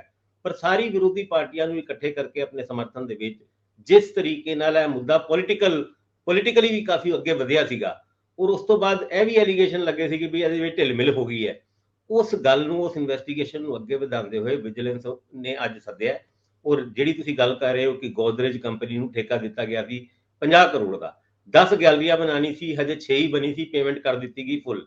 ਇਹਦੇ ਵਿੱਚ 6 PWD ਦੇ ਐਕਸੀਅਨ, ਉਹਨਾਂ ਨੂੰ ਵੀ ਅੱਜ ਸੰਮਨ ਕੀਤੇ ਗਏ ਨੇ ਔਰ ਉਹਨਾਂ ਨੂੰ ਇਕੱਠੇ ਬਿਠਾ ਕੇ ਪੁੱਛਗਿੱਛ ਹੋਏਗੀ। ਔਰ ਉਹਦੇ ਵਿੱਚ ਵਿਨੇ ਬਬਲਾਨੀ ਜਿਹੜੇ ਇਸ ਪ੍ਰੋਜੈਕਟ ਦੇ ਬਤੌਰ ਆਫੀਸ਼ੀਅਲ ਹੈਡ ਸੀਗੇ, ਉਹਨਾਂ ਨੂੰ ਵੀ ਬੁਲਾਇਆ ਗਿਆ। ਹੁਣ ਉਹਨਾਂ ਤੋਂ ਪੁੱਛਿਆ ਜਾਏਗਾ ਇਹ ਪੇਮੈਂਟ ਕਿੱਦਾਂ ਹੋਈ, ਉਹਨਾਂ ਨੂੰ ਇਹ ਦੱਸਣਾ ਪਏਗਾ ਕੋਈ ਇਨਸਟਰਕਸ਼ਨ ਬਰਜਿੰਦਰ ਸਿੰਘ ਹਮਦਰਦ ਸੀਗੀ ਕਿ ਨਹੀਂ। ਇਹ ਸਾਰੀ ਗੱਲਾਂ ਦੇ ਉੱਤੇ ਹੁਣ ਇਨਵੈਸਟੀਗੇਸ਼ਨ ਇੱਕ ਲੌਜੀਕਲ ਕੰਕਲੂਜਨ ਵੱਲ ਵੱਧ ਰਹੀ ਹੈ ਔਰ ਹੋ ਸਕਦਾ ਹੈ ਅੱਜ ਉਹ ਆਉਂਦੇ ਹੈ ਤਦ, ਨਹੀਂ ਤੇ ਇੱਕ ਹੋਰ ਸੰਮਨ ਭੇਜ ਕੇ ਉਸ ਤੋਂ ਬਾਅਦ ਵਿਜੀਲੈਂਸ ਆਪਣੀ ਕਾਰਵਾਈ ਨੂੰ ਅੱਗੇ ਵਧਾਉਂਦਾ ਹੋਇਆ ਨਜ਼ਰ ਆਏਗਾ। ਇਸ ਗੱਲ ਦੀ ਕੰਸੋਲ ਸਾਨੂੰ ਵੀ ਲੱਗੀ। ਅਸੀਂ ਹੁਣ ਅੱਗੇ ਚੱਲਦੇ ਹਾਂ। ਬਾਕੀ ਭਰਤਿੰਦਰ ਸਿੰਘ ਚਾਲ ਦੇ ਮਾਮਲੇ 'ਚ ਉਹੀ ਜੋ ਪਹਿਲਾਂ ਰਿਪੋਰਟ ਕੀਤਾ ਸੀ ਅਸੀਂ ਜਾਂ ਬਾਕੀ ਮੀਡੀਆ ਨੇ, ਉਹੀ ਅਜੇ ਸਥਿਤੀ ਆ, ਸਟੇਟਸ ਕੋਈ ਹੈ। ਉਹਨਾਂ ਦੇ ਖਿਲਾਫ ਕਾਰਵਾਈ ਲਈ ਯਤਨ ਤਾਂ ਹੋ ਰਿਹਾ, ਪਰ ਅਜੇ ਉਹ ਨਾ ਤਾਂ ਸ਼ਾਮਲ ਹੋਏ ਨੇ ਤਫਤੀਸ਼ ਵਿੱਚ ਤੇ ਨਾ ਹੀ ਉਹ ਗ੍ਰਿਫਤਾਰੀ ਉਹਨਾਂ ਦੀ ਹੋ ਸਕੀ ਹੈ। ਲੇਕਿਨ ਉਹਨਾਂ ਨੂੰ ਬਾਹਰ ਅੰਦਰ ਜਾਣ ਤੇ ਲਗਭਗ ਰੋਕ ਲੱਗ ਗਈ ਆ, ਲੁੱਕ ਆਊਟ ਨੋਟਸ ਦੀ, ਬਾਕੀ ਸਾਰੀਆਂ ਗੱਲਾਂ। ਪਰ ਇੰਦਰਪ੍ਰੀਤ ਜੀ, ਇੱਕ ਦਿਲਚਸਪੀ ਹੈ, ਮੈਨੂੰ ਤਾਂ ਬਹੁਤ ਅਹਿਮ ਦਿਲਚਸਪੀ ਲੱਗੀ। ਪਿੱਛੇ ਉੱਤਰ ਪ੍ਰਦੇਸ਼ ਵਾਲੇ ਆਪਣੀ ਇਨਵੈਸਟਮੈਂਟ ਲਈ ਆਏ ਸੀ ਤੇ ਉਹ ਕਹਿੰਦੇ ਸੀ ਵੀ ਪੰਜਾਬ ਦੇ ਵਿੱਚ ਅਸੀਂ ਬਾਕੀ ਥਾਵਾਂ ਤੇ ਆਪ ਗਏ, ਪਰ ਪੰਜਾਬ ਵਾਲੇ ਤਾਂ ਆਪ ਹੀ ਚੱਲ ਕੇ ਚਲੇ ਗਏ ਸੀ ਉੱਥੇ। ਤੇ ਉਦੋਂ ਦੇ ਉੱਥੋਂ ਦੇ ਮੁੱਖ ਮੰਤਰੀ ਉਹਨਾਂ ਦੇ ਨਾਲ, ਉਹ ਜੋਗੀ ਸਾਹਿਬ ਨਾਲ ਬਹਿ ਕੇ ਕਾਫੀ ਚੀਜ਼ਾਂ ਨਿਪਟਾ ਆਏ ਸੀ। ਪਤਾ ਨਹੀਂ ਇਨਵੈਸਟਮੈਂਟ ਹੋਈ ਕਿ ਨਹੀਂ ਉੱਥੇ, ਕਿੰਨੇ ਪ੍ਰੋਜੈਕਟਾਂ ਤੇ ਕੰਮ ਸ਼ੁਰੂ ਹੋਇਆ ਨਹੀਂ, ਇਹ ਤਾਂ ਇਹ ਦਿਨ ਵੇਲੇ ਅੱਜ ਯਤਨ ਕਰਾਂਗੇ ਇਹਨੂੰ ਵੀ ਥੋੜਾ ਘੋਖੀਏ। ਪਰ ਜਿਹੜਾ ਲੁਧਿਆਣੇ 'ਚ ਡਿਨਰ ਹੁੰਦਾ ਔਰ ਡਾਇਰੈਕਟਰ ਇੰਡਸਟਰੀ ਉੱਥੇ ਆਉਂਦੇ ਨੇ, ਪੰਜਾਬ ਦੇ ਹੱਬ ਹੈ ਲੁਧਿਆਣਾ, ਹੈ ਨਾ। ਸੋ ਟੈਕਸਟਾਈਲ ਇੰਡਸਟਰੀ ਦੇ ਨਜ਼ਰੀਏ ਤੋਂ ਜੇ ਕੋਈ 150 ਯੂਨਿਟ, 150 ਕਰੋੜ ਦੇ ਯੂਨਿਟ, ਜੇਕਰ ਭਾਵੇਂ ਵਿਸਥਾਰ ਹੀ ਹੋਵੇ, ਅਸੀਂ ਨਹੀਂ ਕਹਿੰਦੇ ਵੀ ਉੱਠ ਕੇ ਚੱਲੇ ਇੱਥੋਂ ਪੁੱਟ ਲਏ ਜਾਣਗੇ, ਪਰ ਜੇ ਇਹੀ ਇਨਵੈਸਟਮੈਂਟ ਪੰਜਾਬ ਦੇ ਵਿੱਚ ਹੋਵੇ ਤਾਂ ਕਿੰਨਾ ਜ਼ਬਰਦਸਤ ਹੋਵੇ। ਬਿਹਾਰ, ਜਿਹਦੇ ਬਾਰੇ ਪਹਿਲਾਂ ਕਿਹਾ ਜਾਂਦਾ ਸੀ ਕਿ ਕ੍ਰਾਈਮ ਦੇ ਨਜ਼ਰੀਏ ਤੋਂ ਪੰਜਾਬ ਨਾਲੋਂ ਬੱਤਰ ਹੈ, ਜੇ ਉੱਥੇ ਹੁਣ ਇੰਡਸਟਰੀਅਲਿਸਟ ਜਾਣ ਲਈ ਤਿਆਰ ਨੇ, ਇਹ ਤਾਂ ਅਲਾਰਮਿੰਗ ਸਿਚੁਏਸ਼ਨ ਹੈ ਨਾ। ਇਹ ਤਾਂ ਫਿਰ ਖਤਰੇ ਦੀ ਘੰਟੀ ਵਾਂਗ ਮੰਨੀਏ ਕਿ ਜੇ ਉੱਤਰ ਪ੍ਰਦੇਸ਼ ਤੇ ਬਿਹਾਰ ਦੇ ਵਿੱਚ ਹੁਣ ਪੰਜਾਬ ਦੇ ਪੈਸੇ ਜਾਣਗੇ ਇੰਡਸਟਰੀ ਦੇ ਨਜ਼ਰੀਏ ਤੋਂ, ਇਹਦਾ ਮਤਲਬ ਕੋਈ ਝੋਲ ਤਾਂ ਹੈ, ਸਾਡੇ 'ਚ ਕੋਈ ਕਮੀ ਤਾਂ ਹੈ। ਰੰਧਾਵਾ ਸਾਹਿਬ, ਸਾਡੇ 'ਚ ਦੋ ਵੱਡੀਆਂ ਕਮੀਆਂ ਨੇ ਜੋ ਮਤਲਬ ਮੈਨੂੰ ਨਜ਼ਰ ਆ ਰਹੀਆਂ ਨੇ। ਉਹ ਇੱਕ ਤਾਂ ਹੈਗੀ ਹੈ, ਸਾਡੇ ਕੋਲ ਲੈਂਡ ਨਹੀਂ ਹੈ, ਅਸੀਂ ਲੈਂਡ ਲੋਕ ਸਟੇਟ ਆ, ਬਾਹਰ ਇਧਰੋਂ ਅਸੀਂ ਕਿਤੇ ਜਾ ਨਹੀਂ ਸਕਦੇ। ਲੈਂਡ ਸਾਡੀ ਬਹੁਤ ਕਾਸਟਲੀ ਹੈ, ਇਸ ਕਰਕੇ ਜਿਹੜੀ ਉੱਥੇ ਜਿਹੜਾ ਕੱਲ ਦੀ ਖਬਰ ਹੈ ਉਹ 'ਚ ਇਹ ਹੈ ਕਿ ਤੁਸੀਂ ਉਹਨਾਂ ਨੇ ਤੁਹਾਨੂੰ ਬਣਾਉਣ ਦੀ ਵੀ ਕੋਈ ਜ਼ਰੂਰਤ ਨਹੀਂ, ਉੱਥੇ ਸ਼ੈੱਡ ਉਹਨਾਂ ਨੇ ਬਣਾਏ ਹੋਏ ਨੇ, ਤੁਸੀਂ ਆਓ ਤੇ ਸਿਰਫ ਸ਼ਿਫਟ ਕਰੋ, ਸਿਰਫ ਉਹਦਾ ਕਿਰਾਇਆ ਦੇਣਾ ਇੱਕ ਤਰ੍ਹਾਂ 2 ਰੁਪਏ 4 ਰੁਪਏ 6 ਰੁਪਏ ਫੁੱਟ ਦੇ ਹਿਸਾਬ ਨਾਲ, ਮਤਲਬ ਜੋ ਵੀ ਸਰਕਾਰ ਤੈਅ ਕਰੇਗੀ ਜਿੰਨਾ ਵੀ ਏਰੀਆ ਹੈ ਉਹਦੇ ਹਿਸਾਬ ਨਾਲ ਤੁਸੀਂ ਸਿਰਫ ਫੁੱਟਾਂ ਦੇ ਹਿਸਾਬ ਨਾਲ ਕਿਰਾਇਆ ਦੇਣਾ ਇੱਕ ਤਰ੍ਹਾਂ ਦਾ। ਸੋ ਮੈਨੂੰ ਇੱਕ ਤਰ੍ਹਾਂ ਦਾ ਲੱਗਦਾ ਇੱਕ ਤਾਂ ਜਿਹੜੀ ਕਿਸੇ ਵੀ ਜਦੋਂ ਆਪਾਂ ਯੂਨਿਟ ਕੋਈ ਲਗਾਉਂਦੇ ਆ, ਉਹ ਜਿਹੜੀ ਸਭ ਤੋਂ ਵੱਡੀ ਕੈਪੀਟਲ ਇਨਵੈਸਟਮੈਂਟ ਹੁੰਦੀ ਹੈ ਉਹ ਉਹਨਾਂ ਦੀ ਬਚ ਰਹੀ ਹੈ। ਦੂਜਾ ਹੈਗੀ ਹੈ ਲੇਬਰ, ਸਾਡੇ ਕੋਲ ਇੱਥੇ ਲੇਬਰ ਵੀ ਜਿਹੜੀ ਹੈਗੀ ਆ ਉਹ ਵੀ ਅਸੀਂ ਜ਼ਿਆਦਾ ਜਿਹੜੀ ਲੇਬਰ ਹੈ ਉਹ ਸਾਡੇ ਇੱਥੇ ਵੀ ਜਿਹੜੀਆਂ ਇੰਡਸਟਰੀਆਂ ਨੇ ਉਹ ਬਿਹਾਰ ਤੋਂ ਜਾਂ ਯੂਪੀ ਤੋਂ ਆ ਕੇ ਜਿਹੜੀ ਲੇਬਰ ਇੱਥੇ ਕੰਮ ਕਰਦੀ ਹੈ ਉਹੀ ਕੰਮ ਕਰ ਰਹੀ ਹੈ। ਤੇ ਜੇ ਉਹਨਾਂ ਨੂੰ ਉੱਥੇ ਹੀ ਆਪਣੇ ਉਸ 'ਚ ਮਿਲ ਜਾਏਗਾ ਤਾਂ ਮੈਨੂੰ ਲੱਗਦਾ ਕਿ ਇਹਨਾਂ ਨਾਲੋਂ ਸਸਤੀ ਦਰ ਵੀ ਉਹ ਲਗਾ ਦੇਣਗੇ। ਸੋ ਜਿਹੜੀਆਂ ਦੋ ਵੱਡੀਆਂ ਚੀਜ਼ਾਂ ਹੁੰਦੀਆਂ ਨੇ ਕਿਸੇ ਵੀ ਇੰਡਸਟਰੀ ਨੂੰ ਚਲਾਉਣ ਵਾਸਤੇ, ਉਹ ਇੰਡਸਟਰੀ ਦੇ ਪੱਖ ਤੋਂ ਤਾਂ ਇਹ ਹੁੰਦੀਆਂ ਨੇ। ਦੂਜਾ ਹੁੰਦਾ ਹੈ ਸਰਕਾਰ ਦੇ ਪੱਖ ਤੋਂ, ਕਿ ਸਰਕਾਰ ਉਹ ਇਨਫਰਾਸਟ੍ਰਕਚਰ ਉਹਨਾਂ ਨੂੰ ਬਣਾ ਕੇ ਦੇ ਰਹੀ ਹੈ, ਉਹ ਮਾਹੌਲ ਤਿਆਰ ਕਰਕੇ ਦੇ ਰਹੀ ਹੈ ਕਿ ਨਹੀਂ ਦੇ ਰਹੀ, ਇਹ ਸਾਰੀਆਂ ਚੀਜ਼ਾਂ। ਤੇ ਪਿਛਲੇ ਅਗਰ ਤੁਸੀਂ 10 ਸਾਲ ਦਾ ਦੇਖੋ, ਜਦ ਨਿਤਿਸ਼ ਕੁਮਾਰ ਉੱਥੇ ਹੈਗੇ ਨੇ, ਉਹਨਾਂ ਨੇ ਇਸ ਗੱਲ ਤੇ ਜ਼ੋਰ ਦਿੱਤਾ ਹੈ, ਲਾਅ ਐਂਡ ਆਰਡਰ ਉਹਨਾਂ ਨੇ ਬਹੁਤ ਕਾਬੂ 'ਚ ਰੱਖਿਆ ਉੱਥੇ, ਔਰ ਆਹ ਨਵੀਂ ਥਾਂ ਵਾਲੀ ਵਧੀ ਹੈ।